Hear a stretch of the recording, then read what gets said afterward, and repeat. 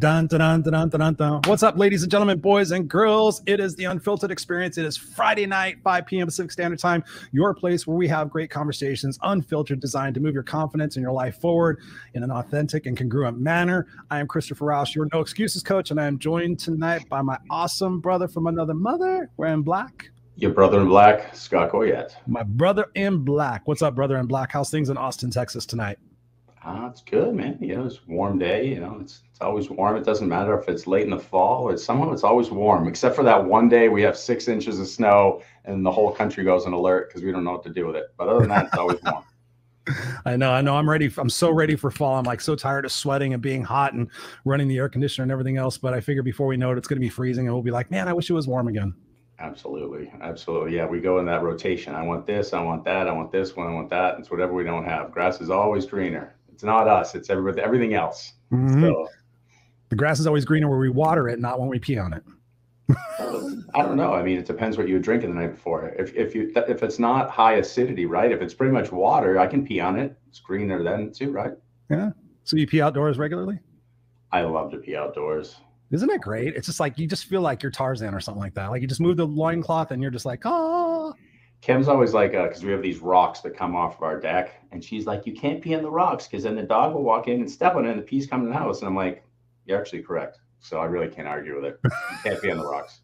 But then on the other hand, the dog doesn't just walk on the rocks. He walks on anything. So if you're peeing outside, well, wait, he pees outside and comes in. Why can't I do it?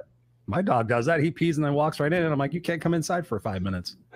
Yeah, I think that we're going to have our wives talk to the dogs because it's not about us. It's about them. They Exactly. definitely pee outside more than we do. That's what I'm saying. If there's any bartenders out there, there's a new drink for you guys called Pee on the Rocks. Rocks. I'm going to guess it's going to be limeade and vodka. Limeade and vodka? Yeah.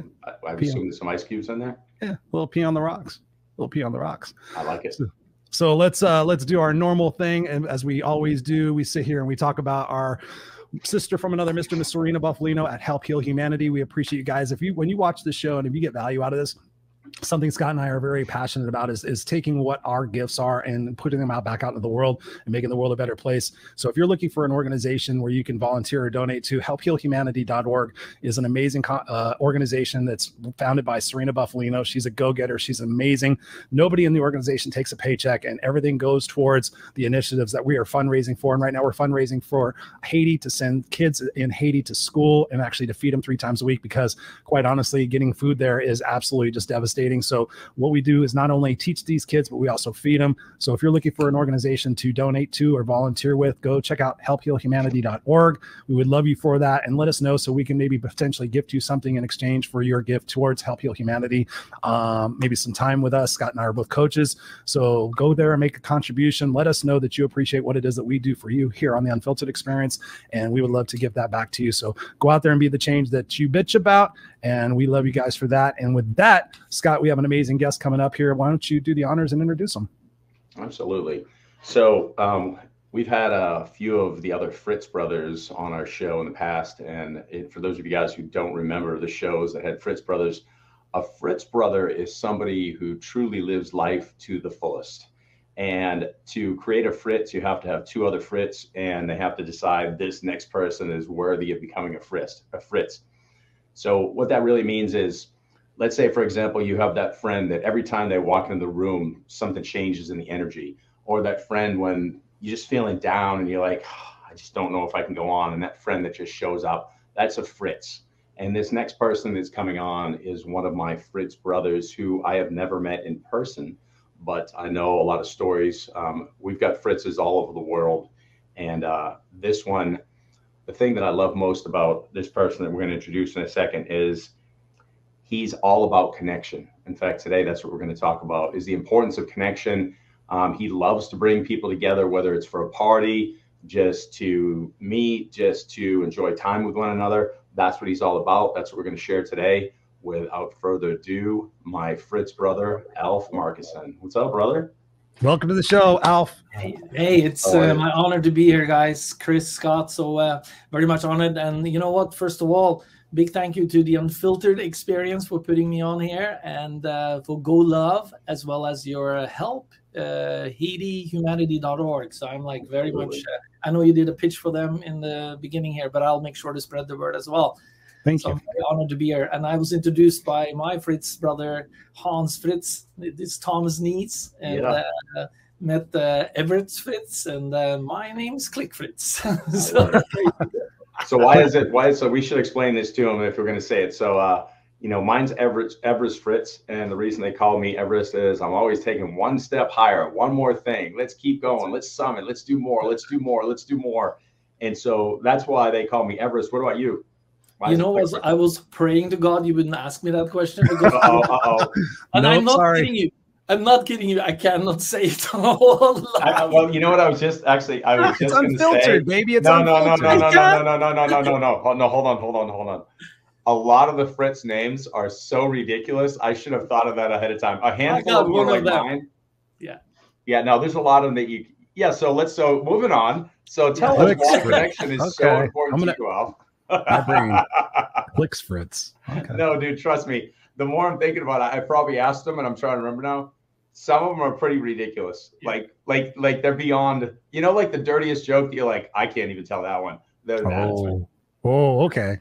Well, I have a newfound respect for you. Then I don't even know you, and I already liked you anyway. So that's awesome. I figured your name was Everest because you're fucking like a mountain. Well, it is. It was all of the above. I'm tall. I'm always going one step higher. And like every time somebody says, "Hey, let's go to bed for the night," I'm like, "No, let's do one more thing. Let's do this. Let's do that. Let's do that." And so, although lately I've been getting more boring in my old age. Now I'm 9 o'clock Scott, and I'm putting Everest to the side. I'm in bed by 9. So. That's awesome. Well, welcome to the Unfiltered Experience. We appreciate you being here and look forward to having an amazing conversation with you tonight. You're coming to us from Norway, right? Yes, born and raised in Norway and migrated to the US and lived there for over 30 years in beautiful San Francisco, California. So a big shout out to all my buddies there. I had a great time. Love America. Love the spirit and the way you guys do business together and all of that. It's just like, God, I wish I was back there again, because Norway is a good country to be in many ways, but business wise, America is amazing. And it's all built up by foreigners, I felt, in a way, especially in San Francisco. There's such a melting pot, you know. I loved living there. And then I went there to go study marketing, did that, got a degree, thought I was going to go into brand management. Hated it after 3 years, said that's not my calling. And while I was doing that, I always, you know, in Norway, I was telling Chris here earlier on, we don't date, we go out in groups.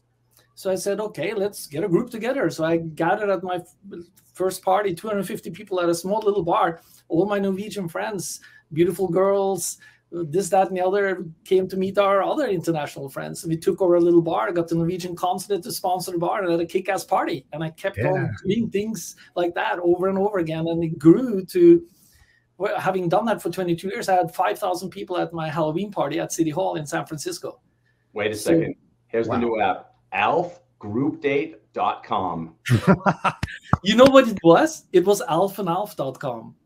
So I wasn't far off. Yeah, it wasn't far off at all. So anyway, so we had a great time.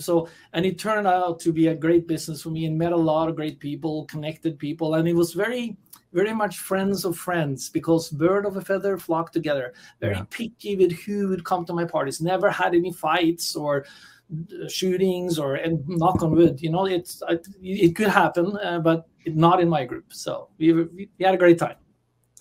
Chris and I are big fans and believers in the idea of, you know, frequency and like attracts like anyway. So I know just from knowing you, I mean, the people that I would bring together, it would be far-fetched for something like that to happen too, because people wouldn't want to show up to that event if they weren't of that frequency or vibration. So now the thing is, though, maybe up to 250 you could pull that off, but you start getting into, you know, parties like 1,000 or whatever, then friend of a friend of a friend.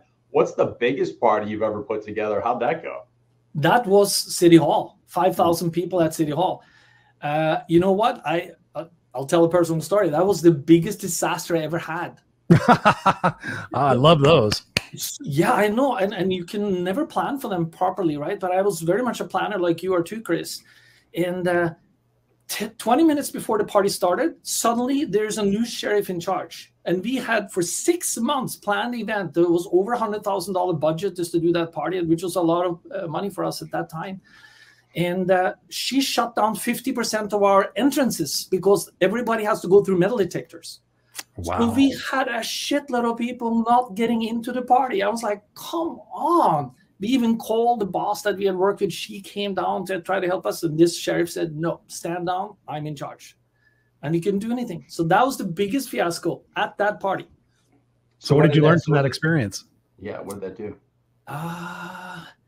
Make sure that the same person that you have to deal with is on deck that night. So they changed it. So it's just that was the biggest experience. And just, I mean, I had planned everything very carefully, but that part, it came out of nowhere. So we tried our best. And of course, we gave everyone a refund because you're only as good as your last event in party planning. So we took care of everyone. I mean, people had bought rented costumes, got hotels, got babysitters. I mean, you can imagine City Hall. I mean, Halloween in San Francisco, it's a big night. People paid over $100 to get into our event, you know? Wow. So we refunded everything, and anyone that didn't get in and was still pissed, they were free for our next 3, 4, 5 parties. So we just wanted to try to make it up to them, even though I know I couldn't, but we did our best we could. And we refused to reply to emails. We were on phone calls because I know people get nasty in emails. So I said, no, call me. So I was just sitting for 3 weeks taking calls. Boom, boom, boom, boom. Wow. Yeah. So our reputation was everything, right? So anyway, so shit happens. So totally shit happens. So I mean, here's the deal. Like post-COVID, you know, we're dealing with that a lot. Customer service seems to be the last thing in people's minds. We're just trying to get staffing in place. We're trying to get things in place, and just for retail, for restaurants, it's really hard. So going back to that moment, I'm trying to visualize that because now, you know, we've got kids. We have that one big night out, Halloween. I can see that from both sides of that. Like, what are you supposed to do differently? Because so you had how many people? You said it was 5,000. How many was it? 5,000 people. And so how many people actually got in?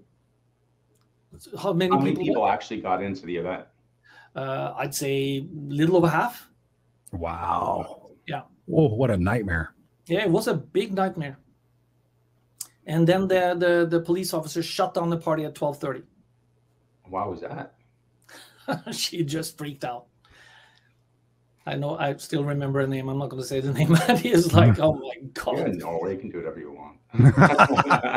It's painful. Jeez. So moving forward and then thinking about that and thinking about what you're talking about here, that's all about connecting people, you know, talking about, you know, dating and everything else. So what are some like key factors that you've learned in your early beginnings about what really allows for a great connection between people? Being genuine and just connecting with people. I mean, when I meet somebody, either I connect with my heart with them. I like to look them in the eyes and see, is that a good person? And do I get that same feeling back? It's very much a one-on-one for me.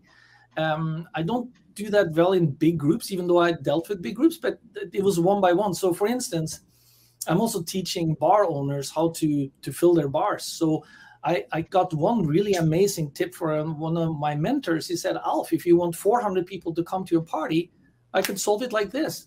You get 20 close friends to bring 20 people each. And boom, like that. But of course, I just didn't call 20 of my close friends. I took them out to dinner. I treated them to a restaurant. I told them all to bring their mobile phones. And so we created like a boiler room. So they came out, call your friends, boom, boom, boom, boom, boom, boom, boom, boom, boom, to create that energy. And everybody got excited. Of course, boom, they would come. So that's a simple trick that I learned. But who thinks about those things, right? It doesn't have to be that complicated sometimes. But so I use that principle. If I wanted 100 people, 10 people, 10 people, boom, done. I love that. Isn't that? I really think about that because think of how like we always just say, hey, do me a favor. Can you just see if 5 friends will sign up for my coaching program? As soon as they get off the call with you, they love you and everything. But then their wife's like, hey, you're going to mow the yard. And they're like, okay. And then it's forgotten. But if you're sitting at dinner doing a shot together and like, who wants to bring all the friends together and have the best night ever? Exactly. Yeah. Everyone's going to be like, I do. And then they're just calling. They can hear the noise. It's amazing. Yeah. So you've got to create that energy. And you see the public campaigns and stuff do the same thing. They're calling campaigns. They all sit in a room answering phone calls, right? Mm-hmm. Yeah. So anyway, so that's what I did. And I mean, friends would come. I mean, the founders of PayPal would come to my party. Wow. The Hotmail founders would come there. So I still have their mobile number. So we became friends. And one guy ends up being the ambassador to Sweden under Trump or everyone. Bless his soul. But so I said, what the hell? Why didn't you call me? You're the ambassador to Sweden. I could just jump over. He didn't even know that I was back in Norway at that time. So anyway. But we made great connections, and many of these people are still friends of mine. So most of my connections are in the U.S. still, even though I lived in Norway now for 6 years. Wow. So when you think about who Alf is today and that connector person, I love what you said about making connection, look at people in the eye and genuinely getting to know them. Talk to us about how Alf became that person. Were you that type of a person as a kid, or were you shy as a kid? And talk to us about that evolution and then becoming the connector that you are today. You know, not really. I work really well in a team, in a group. I don't really like to be the one that stands up on the podium and talks. I hate speaking in front of people. But in a team, in a group, I really am. When I played soccer, I was the midfielder. I was the one that made the passes. I didn't like to make the goals. I was kind of afraid to take the shot sometimes, and I hate myself for that. Or that's something I've been working on, I should say. Yeah. You know. But I'm very much of a team player. So when I'm in a team and in a group, I can elevate that whole thing up. And that's when I really gel, I feel. Yeah. So that's actually a very interesting point too, is recognizing, you know, Chris and I talk about this all the time, recognizing your brilliance and owning it. And, you know, even like as I caught you, you know, say, because we all do this, you're like, I hate myself or not. But I heard more, the overtone was you recognize your brilliance. Like you're kind of in your brain thinking, why don't I like being on stage? Why don't I like taking the shot? But when I see you talking about the connection, that's when you're on stage. That's when you're coming alive. That's when it's awesome. Like the world needs more facilitators. You know, you're explaining you're a facilitator and what you do, more connectors. I love it. I mean, what can you tell somebody that might be a facilitator and hasn't recognized that as their brilliance yet? You know, how can you get that person to come alive, be the midfielder, be the connector, be the person who sets up the shot without the need to score, because the score will be a byproduct of your awesomeness? Yeah. Easy answer. Find something you really are passionate and love doing. Like I almost put the tagline, I'm a party waiting for a place to happen. I love to go to parties. I love that. You know, yeah. That's your new Fritz name. Yeah. Party without what? Say it again. Party. I'm a party waiting for a place to happen. That has to be your entire name. We got to get rid of it. Party wait for a place to happen. That's awesome. Yeah. And the funny part, when I had my parties, I always wore a red jacket, and I would always be in the middle of the dance floor. I would sweat like crazy. And I said, haven't you seen it raining outside? I was, of course, laugh because I sweat so much, you know. So I had a great time. So I always, if I didn't have fun at my own parties, I wouldn't do them. They would never have been done. So everything was organized in advance with check-in people and security and the bars and the DJs, and all of that was in place. I mean, we had 10 different DJs, 5 different rooms at City Hall. So, I mean, everything was organized in advance. But of course, everything happened wrong. But all the other parties that I had, we had just a great time. And so that's the answer to that question. I love it. So, yeah. That's awesome. When I think about what you're talking about, you know, and being a connector is so important, and having those relationships and everything. But talk to us about, like, when you're dealing with somebody who perhaps is not on the same level, they're not on the same vibration as you, they're disgruntled and everything else. How do you be able to tear back the onion and be able to get to the root cause of what it is that's troubling them, and leave them feeling a little bit better for having that conversation with you? Okay, so now I'm immediately start thinking of my mastermind, and this is one of the reasons we wanted to talk about. One of my goals here today, actually, if I can pop that in here, is for somebody that watches this program now. They can, after what I will teach them later here, they will be able to start and build their own mastermind. So if you're of some of that caliber, like you're saying, Chris, you need to be in a group where you can contribute and lift not only others up, but also you get lifted up by the whole group. So if you're not have that massive amount of energy that I had when I found my passion, because one of the key principles of the mastermind is that you need to go after a burning desire, something that you're really dying for, something that's very important for you. And we'll talk about that later, how I started my Amazon business where my wife and I needed to find a new way of living because we did not want to get stuck in one place. So we said, we got to find a work we can take with us anywhere we go in the world. So we started learning how to sell on Amazon in 2012, and I'll get into that story. Actually, shall I tell that story right now? By all means. So in 2012, my wife and I are in a situation that we were just describing, that we wanted to find a work we could take with us anywhere. So we signed up for an Amazon program in Austin, Texas, your town, Scott, right? Mm-hmm. And we flew down from San Francisco to Austin, Texas for 3 days, meeting 2,000 other people. But I said to my wife, even before we decided on it, I said, if we're going down there, our number one goal is to build a mastermind group, meaning we will form a small team of 3 to 6 people that we will collaborate with going forward after the course to make sure that we increase easily tenfold our chances of success and going forward. And long story short, those 3 days, we built a mastermind team with 6 people total. And since 2012, now 2022, every Monday for an hour and a half, we meet and we go around the room. Here's what I learned that could benefit the group. Here's what I struggled with. Here's what I need help with, and whatever else we want to share with the group. And so it's very consistent and a lot of accountability. And they say you become the average of the 5 people you spend the most time around. So back to your question, Chris, that's where that person wants to put themselves in a situation where they can elevate themselves to something that they couldn't be. Like Napoleon Hill talks about, 2 or more people that get together, a third invisible intelligence starts happening. 1 + 1 is not 2, it's 11. Ooh, I like that. I don't think I've ever heard that before. Yeah. So for people watching and listening, maybe they're not familiar. We're all familiar with a mastermind. What is the definition of a mastermind in your world? Well, okay, so Napoleon Hill has it better than me, but it's a group of 2 or more people that get together.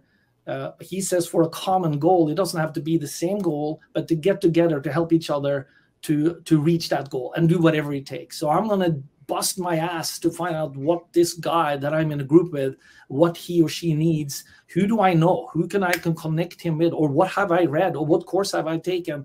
Or what information and resources do I have that he or she needs?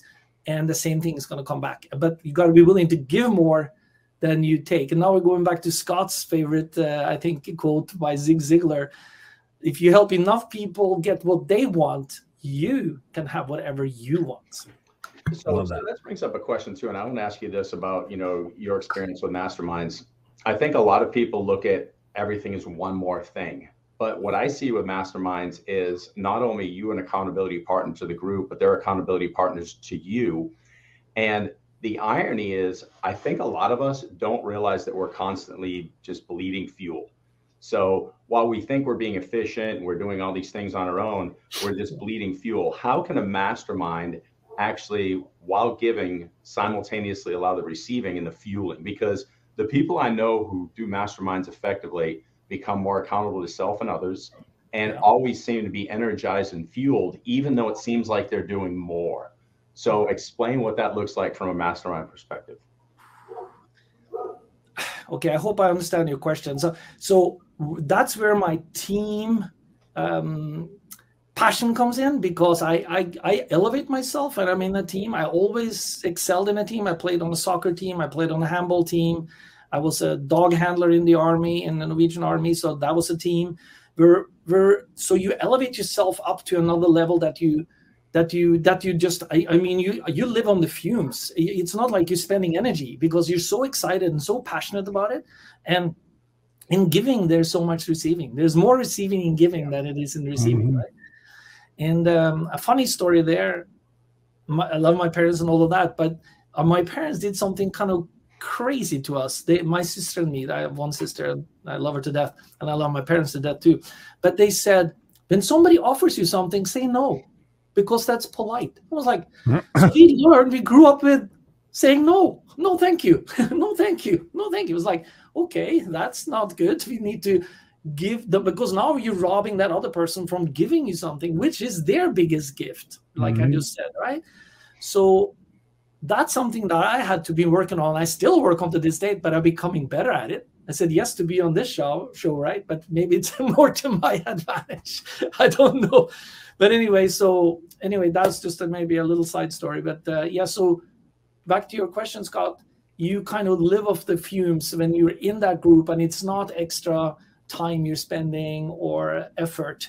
It's fuel to the fire. If you have a burning desire and have a strong enough why. I know you guys talk about the why and all that stuff too. We may not need to repeat that here, but nice. Actually, can I share one thing? That's one gift I can give to the people here too.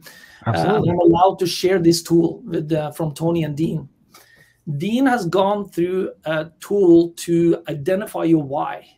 Meaning, what is for the people that don't know what we're talking about, the why is your strongest reason, your really true reason, the core reason you're doing what you're doing. And maybe you can describe it better than I'm doing, but that's how I'm getting the why. So he has come with a tool called the 7 levels deep.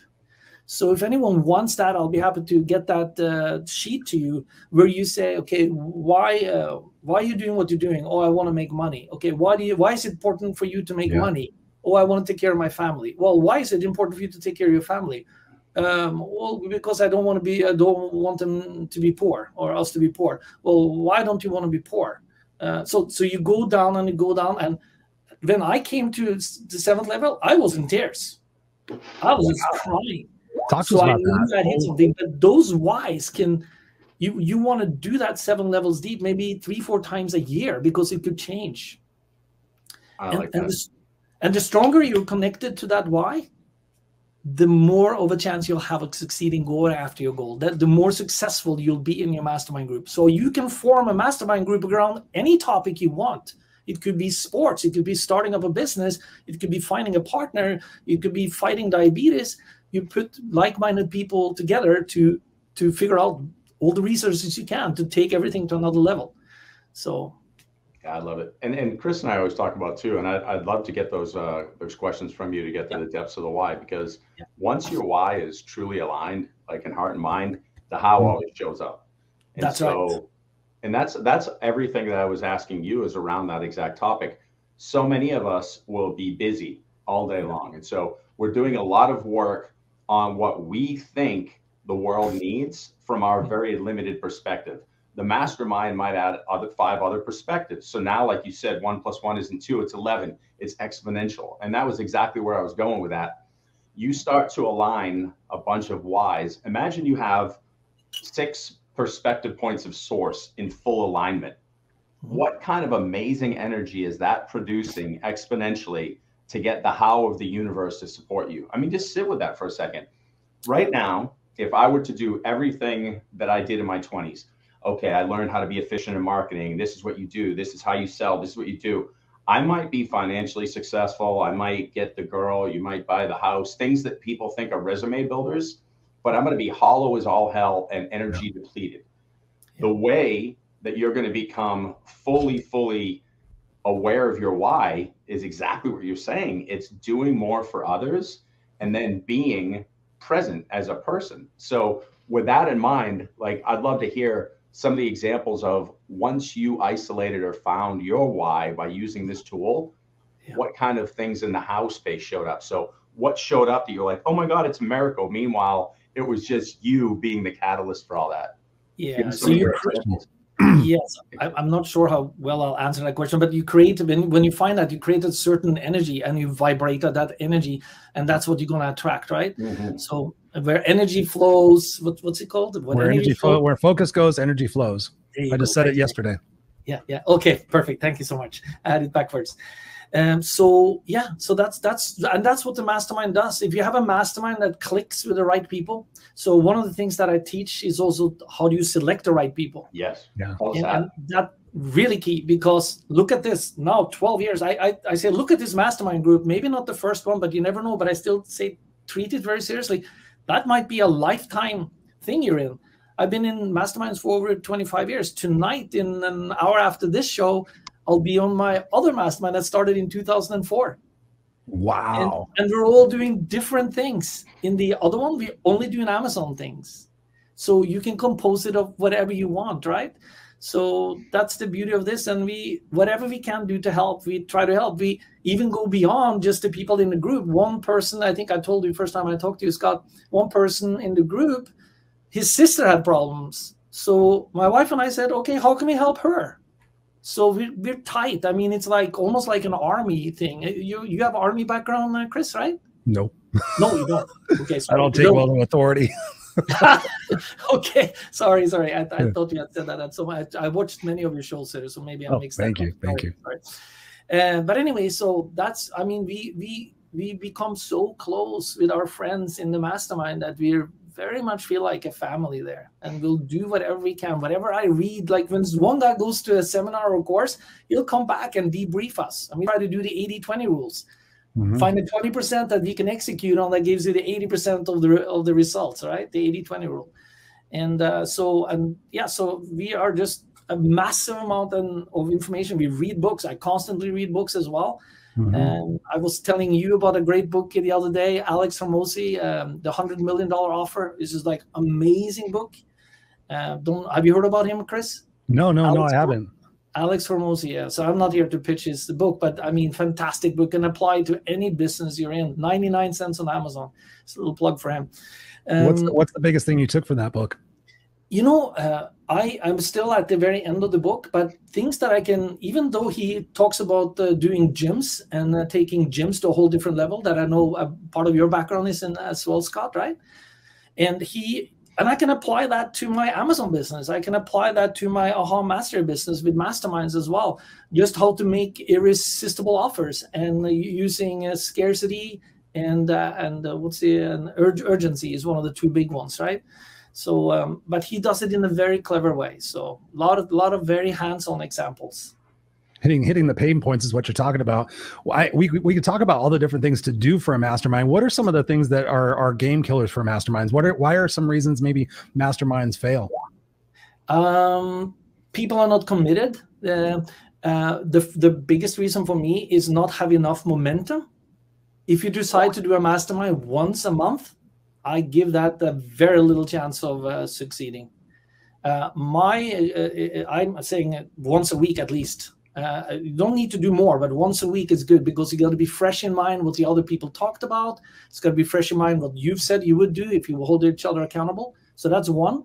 Another one would be where members are starting to backtalk other people. That's like a big no-no. That's happened in some of the groups, and that died out. Of course, I've been through many masterminds that died out through. That's how I learned, right? So all of these tips I'm also teaching people in my course as well. So, but my goal here today, like I said, I would love to share some of the points so people know what to do and look for, just at least in general terms. It will be enough for them to start a mastermind, and it starts with one other person so that you're two. And that's it. And the two together picks the third person. And you decide if it's going to be focused on a thing that you both do, let's say selling on Amazon, or you can be totally different from different backgrounds, because then you cover blind spots that you probably even haven't thought of. If somebody from a different background, both female, male, ethnicity, beliefs, all of that is important to have that balance. I love it. Yeah. So that's exactly where I wanted to go, what you just were saying, actually. So one of the things that I've seen as a business professor is 50 years ago, I feel like if you talk to any CEO and say, what's the importance, what kind of team do you create and why do you create it? And one of the things that would always come up is you're going to have contrarian viewpoints. A smart CEO has people with different perspectives with intention. Yeah. And now we've seen a political figure that denounces that completely and thinks it's all agreed upon, like everybody has to agree. One of my fear factors going into a mastermind would be, am I truly creating, and I'm saying this not just from me, but from younger people who are looking up to leadership, almost thinking you should have a bunch of people who agree with you.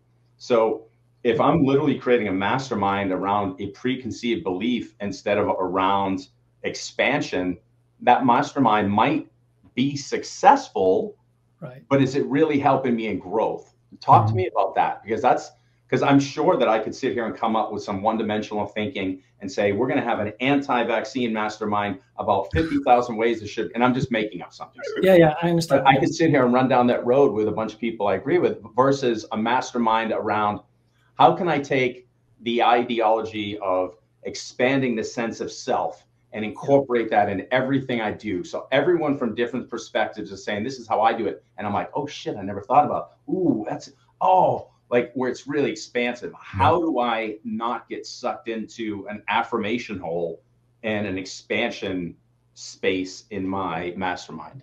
Because I think it comes in the selection. Yeah, and now that's a very high level question, and I'm not sure if I'm capable of answering it, to be quite honest with you. I still want to hear. I trust you. You want to hear me screw it up? No, I want to hear your awesome opinion. Let me try an analogy that I started listening for your question and trying to understand it. One of the key things another principle for success in the mastermind is also never compete with each other in the mastermind group. So you don't have competitive forces, and so people may ask me, how did you do that when you have everyone selling on Amazon? I'll tell you something very weird when people go, what? You did what? You're doing that in your mastermind group? Yes, I don't know what any of the other 5 people are selling on Amazon. It's like, we don't talk about it. Guess why? On purpose? On purpose, because if I come up with a great marketing idea that works for me, I'm not going to feel so inclined to share it if I know the guy is competing directly against me. So now we share freely anyway. So it's wide open that way. So that is one of the main principles as well. Don't compete directly against each other, because then you create that conflict. So I'm probably far away from your question though, Scott. I apologize.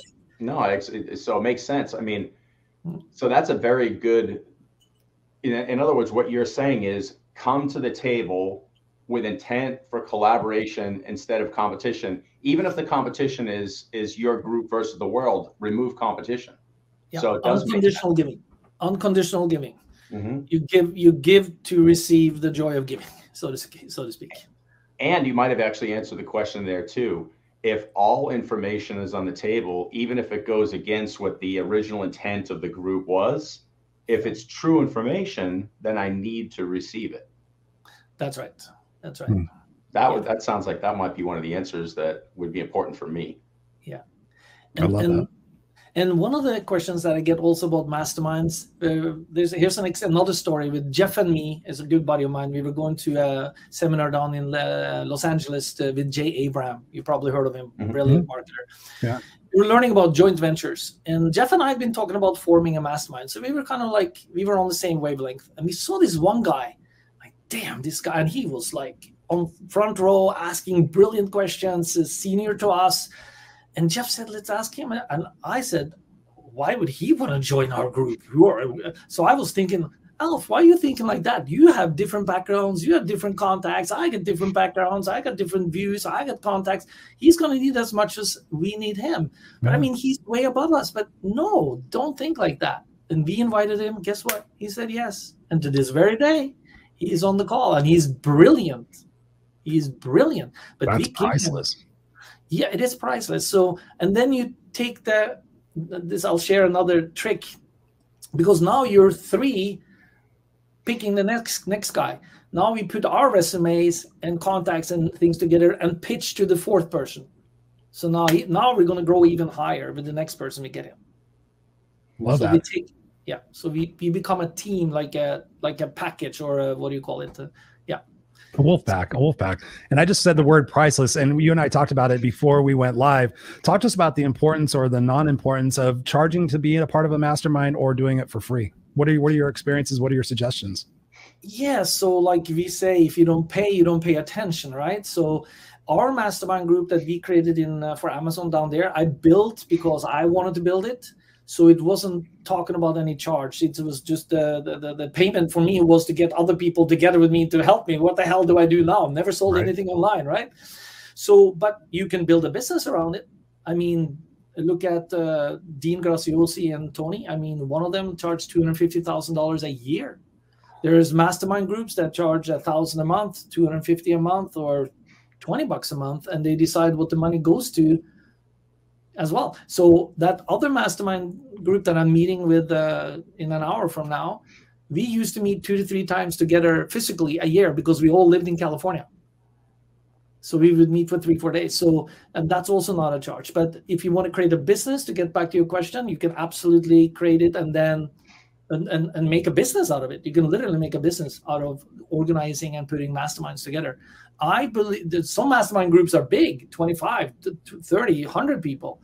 My number is 3 to 6 because I want it intimate and I want everyone to be able to have a say every time we get together. I fully agree with you.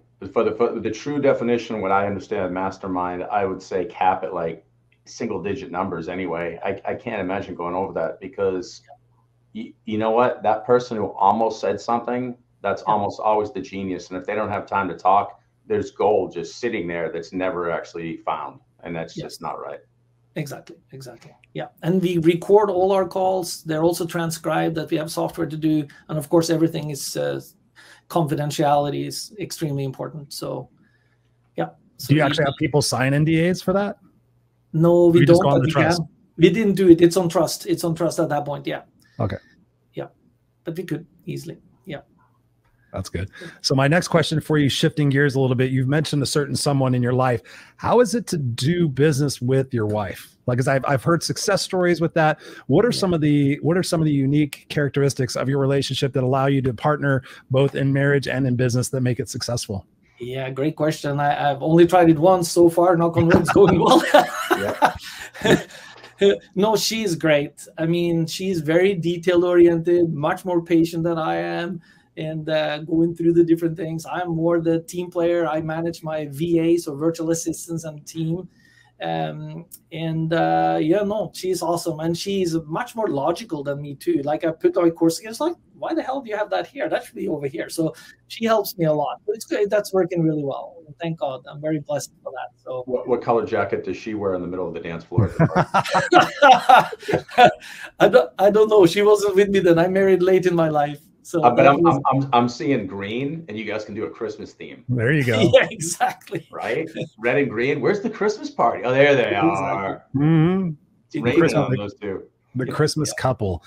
So when I think about like successful people and you're obviously successful and you're obviously happy, what are some key components of how you compose your day to be successful? Because I know for me, when I started switching what I did first thing in the morning, like spending that first hour being very intentional, my success and my overall happiness, my inner peace and my freedom started to change. Talk to us about some of the success rituals that you incorporate in your life to be happy and successful and have that inner peace. Health is number one, right? Yeah. So there's no wealth without health. And I've been a vegetarian for 25 years when I was in San Francisco, because I went to the farmer's market every day. I live still off a Vitamixer, a 2 horsepower machine. That thing is crushing everything in the blender. Damn. 2 horsepower. And I exercise first thing in the morning, 30-minute walk. And then I get on my spinning bicycle for 35 minutes interval training. So 2 minutes sprint and then back off and then 2 minutes sprint again. I do 4 or 5 sessions of that. So staying healthy is definitely number one, no question. So that's how my day starts. And then immediately I'm most efficient. I got like maybe 4 or 5 hours after that I'm efficient. And after that, I'm like, if I get much more out of my day, I'm lucky, to be honest. So I'm thinking about becoming like the 5 a.m. club, because I wake up at 4:30, 5 o'clock. Robin Sharma. Yeah, exactly. Yep. I read that book. Great book. You know what? I've been talking about wanting to share. I see it's only a few minutes left to our call for an hour, if I'm correct. We got another 10 minutes or so. Okay, I wanted to share the steps for the mastermind so I can gift that to people if they want to start their own mastermind. By all means, go for it. Is that okay? So I'll be reading a little bit here, okay? So the first thing you must have a mastermind, have a burning desire for something you really want to achieve. So in my example, it was the Amazon business, but it could have just as well been great at sports or solve whatever other issue that I wanted to fix, or something that big, or a goal I had. And so you want to meet on a regular basis. That's one of the main, decide on meeting at least once a week. I wouldn't say at least, but once a week is a good formula to follow. You start with picking your first member. So you become the person that starts it, and you pick your member. And it shouldn't be a family friend, because then I think people can be like, oh, I'm not going to tell him that because I'll hurt him. No, get somebody that you maybe have met in a business setting, that you appreciate their thinking and their involvement. And where do you find them? You can find them on Facebook. You can find them at SCORE. You can find them at meetups. I found mine by going to a live seminar. So those things, or get involved in chats, see who's helpful, see who's smart. So so start with one, and then together you find the third person, like you heard me talk about. Let's see now. And the quick story here, Tony Robbins, or actually Jay Abraham came to Tony Robbins and said, Tony, what are you doing? You're making billions, I'm making millions, but how the hell do you do it? He says, who's in your mastermind group? So basically, you need to pick the right people. So take your time with that. It's okay that it's not going to be perfect on your first mastermind, but still take it as serious as you can. You never know if it's all going to stick, and it'll be for life. I look 12, 25 years, I look at that for life. You know, I do. So who can use it? I've given examples with business. Another one would be, let's say your kid is in the kindergarten. That kindergarten, for instance, can't afford the educational tools that your kid should have. Form a group with the other 3-4 other parents. Figure out how to raise funds. Go to local businesses because they're going to be in that neighborhood. Why wouldn't they help with some funds to buy that kindergarten kids tools so the kids can learn early on, right? That's a great idea. Yeah, and that's a simple. And I have a kindergartner now. Say again? I said my kid's in kindergarten. Just started a week ago Monday. Oh, there you go. Yeah. One of the things that I've looked at a lot of professional sports teams and athletes have been doing, and I was looking at specifically like New Orleans, a lot of the athletes and teams were funding teachers with their school supplies. So they've actually had programs specific there where the athlete or the team itself will say, hey, I'll take 100 teachers and give you up to this much money to support the classroom. So people see it and understand it, and it's happening right now. So I think you got to put your head out and intercept those funds, and a mastermind might be a great way to do it. So you can figure out what kind of money, what does this look like, what problems are we solving? You know, you can come to them with very specifics to intercept that money. Yep, exactly. So masterminds are basically for anything you want it to be. Let's see, and the size of the groups for me, 3 to 6 is an ideal number, because an hour and a half, we go around the room, 15 minutes each. It's not a lot of time, right? Mm-hmm. So, and you have a timekeeper and all of that. I'm the timekeeper. So I said 2 minutes left and we've got it. It's like Toastmasters. Boom, and you're done. Yeah, exactly. How do you meet? You want to, I actually advocate online now, because I want to be able to access the rest of the world. I want to be able to have a smart guy in China and US and France, Germany, and whatever so happens to be, right? So the world is your oyster now, and get many different viewpoints and contacts. Could you imagine if you need to source from China? It's good to have a Chinese person there, right? Mm-hmm. Connecting up. So let's see now. I'm just looking at my notes, guys. Sorry about that. No worries. Let's see. Okay. Okay, and I talked about not competing in the same space. That should be one of your criteria. Mm-hmm. And where to find potential partners. I did talk about that too. Score, Facebook, and different places. What is Score for people who may not know? I have a vague familiarity with it, but describe to us what Score is. Okay, so that's I guess, government-sponsored organization, SCORE.org, I believe. And you can go and find a lot of retired people that are there to give them their knowledge. That's what it was. Yeah, I was invited to go to that. I forgot. Yes, yes. So you can get some of them to join you, or even what about inviting in a person like that for one of your calls and pick their brain? Oh, yeah. You can do that with your mastermind too. We do that with authors sometimes. So that's and then there's another one. I forget the name of that. Let's see now. Try not to forget something here. Okay. Yeah. So I talked about not being afraid of inviting somebody in that you feel is a higher level for you. Don't. So I have another tool that I can also gift you, your members with. It's called What's Cool About You. So you start talking about things that people would know. Like, for instance, you probably didn't know that I was throwing kick-ass parties in San Francisco, right? Yeah, that's awesome. And what did that lead to? Connected with PayPal people, Hotmail, Google people, boom, boom, boom. Fantastic contacts, right? So that is a great tool where you start writing things about yourself that people normally wouldn't know. And that builds your confidence. Because when you're going to go and invite people, you need to have your confidence up. You need to say, hey, I am somebody. I'm not just some Joe Schmo on the street. I have done this, this, this. That's actually Jeff, my partner, picked me up and say, Alf, you got this, this, this. and I got this. So he actually picked me up. So that is one tool I can also share. And another one is become awesome at what you're already good at. That's another tool that you see, like schools are saying, oh, you suck at math. Oh, we got to get you math tutoring. No. Go after what you're good at and become even better at that. Kick ass at that. That's your brilliance. That's what we say that all the time, Alf. Like so many people think they've got to be this amazingly well-rounded person. If you're an artist, be a freaking artist. You don't need to know how to do the other stuff. That's why we hire people. You be the best at that. Pay for the other shit. You can outsource stuff. Yeah, exactly. So that is another tool I can also share with you people. It's a fantastic tool. I'm allowed to share it by Tony and Dean, and I've gotten that by taking many courses with them that I paid tens of thousands for. So, but this is a really cool tool. So 7 levels deep. What's cool about you, and get great at what you're already get awesome at what you're already great at. Yeah. Can you send that to me personally? I need these tools. I want to use it too. Yeah.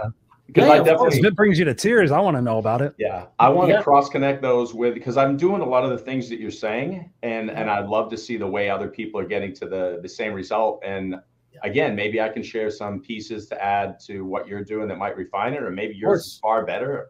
Again, masterminding right here, right now. That is. So that's awesome. So let's see to change things up. Okay. Oh, what I'm doing. Yeah. So. Okay, I think that pretty much covers it, the steps, and I can provide the outline too, so that they can see it as well. So if you want a Word document with that, so whoever emails you in or wants to get it, I'll be happy to share that. Or I can put it at place on my page as well, where they can get it.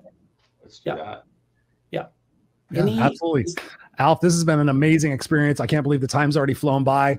Thank you for being here. Thank you for sharing your brilliance. And I'm glad that we've got an opportunity to have met, and look forward to hopefully meeting you in person one of these days. And you'll be a Fritz brother too, before you know it.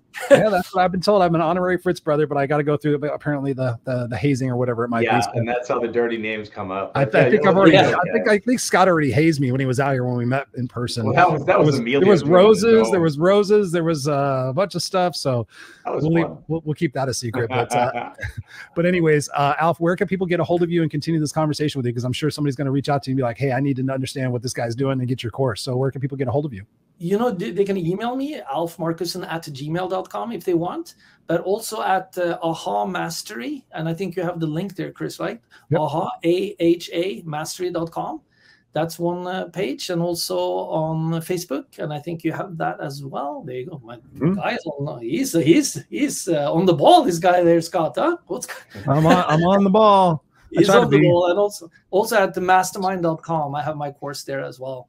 But if they have any questions, anything they wonder about, I'm here to give and serve. So I'll be more than happy to help at no charge. So that's not what I'm about. I'm just wanted to give something back to you guys and your wonderful organization. So I really appreciate that.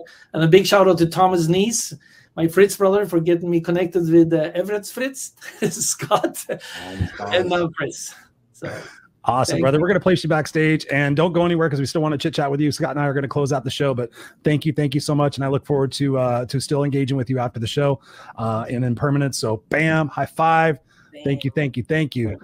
There we have it, brother Scott. Thank you for bringing Alf to the show, and what a tremendous individual. I just love his aura, his personality. You could tell he's genuine. You could tell he's all about the trueness and authentic nature of just serving people. And we love those kind of people. So thank you for bringing them to us.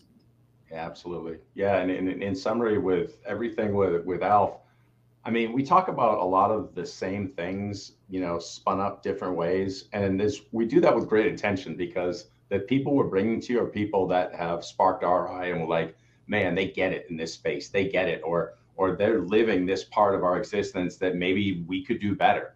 And so finding your brilliance, which he talks about when he was talking about Dean's 7 steps to your why, your brilliance is literally an encapsulation of finding your mission or your why, and then figuring out who you are and sharing that with the world. So in doing that, once the sharing happens, what's the sharing? It's the connection. So everything that we're talking about, Alf is living. So I would highly recommend to connect with Alf, check out those tips and tools he's going to share with you, because again, use the word earlier, priceless. To me, they sound priceless. So that's what I got. Go listen to this again, see if there's anything in there that you might have missed. Connect with Alf, get those tips. If those tips brought him to tears, see the kind of guy that you're listening to, I can guarantee you there's some very valuable tools. Yes, yes. And I would concur exactly with what you're saying there. And again, just to reiterate, I love the fact that, he's just talking about, how do you connect with people? And he says, just be genuine. Just go out there with a serving heart. Ladies and gentlemen, boys and girls, if you're struggling out there, go out there and give to others. It's amazing what it is that you get back when you do that. You obviously realize, hopefully, that you're more abundant than you actually really seem when you go out there and help homeless people or the kids in Haiti. I mean, I can't throw away food without thinking about kids in Haiti, because I'm like, man, they would think this is like a gold mine. And when you go out there and you serve and you give to other people, that ability to see gratitude and to see abundance and see the opportunity that's right in front of you is truly amazing. But go out there and consider that for yourself. Consider what it is that you can do in your own community, in your own business, in your own world. If you see a problem, go out there, instead of bitching about it, go out there and get some people together and try to solve for those things and become advocates for being the change that so many people just only complain about, and connect with them. Because when you connect with like-minded people, when you connect with people who maybe have a contrarian idea compared to what it is that you have, and you're open to expansion, it's amazing what it is that you can do and what you can grow into. I've been a part of masterminds. I've had mentors and coaches. You've had the same thing, Scott. And that's the reason why we're here today doing these shows with you guys, is because we've invested in ourselves and we've gone above and beyond what normal people will do in order to achieve what normal people won't. So we love you guys. We appreciate you. As always, make sure you go to theunfilteredexperience.com. theunfilteredexperience.com, www.theunfilteredexperience.com, in case you didn't get that on the podcast. We'd love for you to join the Facebook community and let us know. Let Scott and I know how we can serve you. If there's a particular guest that you would like to have on the show, if there's a particular subject matter you'd like us to conversate about. We're both coaches. Scott's got his Go Love Now coaching program starting. I've got a coaching program starting. If there's anything we can do to serve you, you guys are our listeners. You guys are our family. You guys are our Unfiltered crew. And we just appreciate you guys being here live or on the replay. So if you have questions, engage with us. Let us know what's going on. Engage with our guests. And we will see you back here next Friday night, 5 p.m. Pacific Standard Time. And also, please go check out the podcast. Anywhere podcasts are sold, just go in there and type in The Unfiltered Experience, and you will find it on Spotify, on iHeart, on Apple Tunes, wherever it might be. Take us on the road, and most importantly, share this with somebody who you feel might get value out of this, because this is what it's all about, is getting that message out there, spreading the good news, spreading the opportunities and the abundance that we can all take advantage of and grow ourselves together exponentially. So we love you guys. We appreciate you. Go out there, be rock stars, and we will see you here next week on The Unfiltered.